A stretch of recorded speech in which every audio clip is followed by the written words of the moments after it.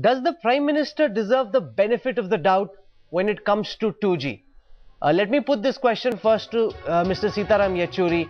He says, in any system, if you get 7 out of 10 things right, you're doing a good job. He's trying to make the point that we're doing the best that we can. In hindsight, certain things did go wrong. We're now dealing with it. Do you think the Prime Minister, sir, deserves the benefit of the doubt?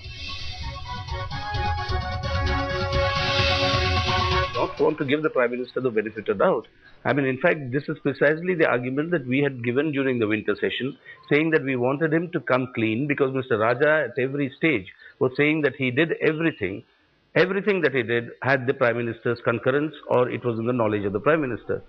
Now today, to say that in retrospect all these facts were not known, now today to say with that hindsight, we can be wise with hindsight. I mean, this is not patently correct. I mean, these issues were discussed in the past. These issues had come up in the past, and that was the time for intervention by the Prime Minister. In fact, the Prime Minister was urged to intervene at various stages during this period, and that urging was done. And that is what I'd like to tell Mr. Abhishek, that yes, we were part of the arrangement of the UPA 1 government. There was an agreement on a common minimum program, and that was the basis on which that coalition government had to function. Only when the common minimum program was breached by going ahead with the Indo-US nuclear deal, which was not part of the common minimum program, did that arrangement break.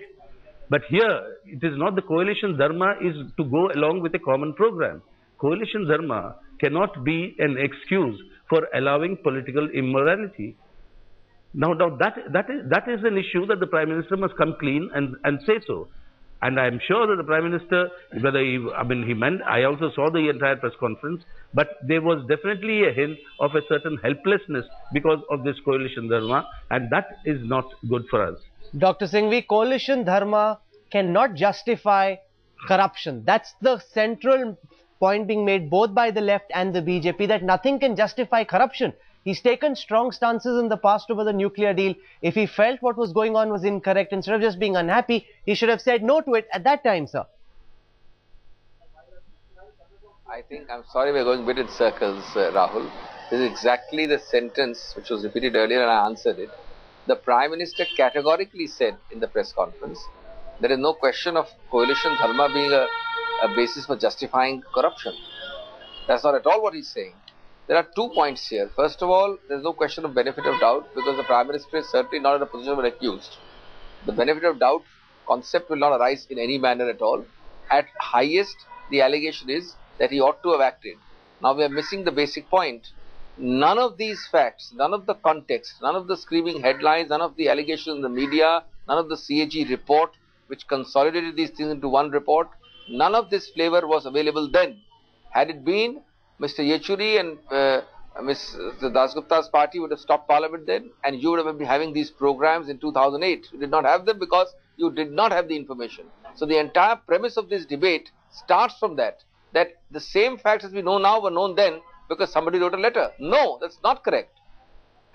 Number one. Number two, coalition dharma these facts have been corroborated. Can be a reason regarding policy perspective. Dr. Singhvi, Sitaram Yechury wants to respond to you. Go on, Mr. Yechury.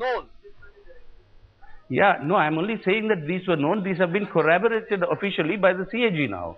I mean, these suspicions have always been there, and there was strong enough evidence to suggest that some intervention was necessary. So it is not correct to say that only now that we are privy to this information. It's not correct to say it's only now that we are. It is correct because all the facts before the Supreme Court monitoring bench, the facts which are in the CBI FIR, the facts the way they've been put in the CAG report, tell me which of these facts were elaborated in anything resembling this form in any letter, document or TV program in 2008. None. Otherwise, obviously, what is happening in the last 2 or 3 months would have happened then. This Prime Minister is making the point that when these facts have come out, we have taken robust, firm and straightforward action. Unlike other governments.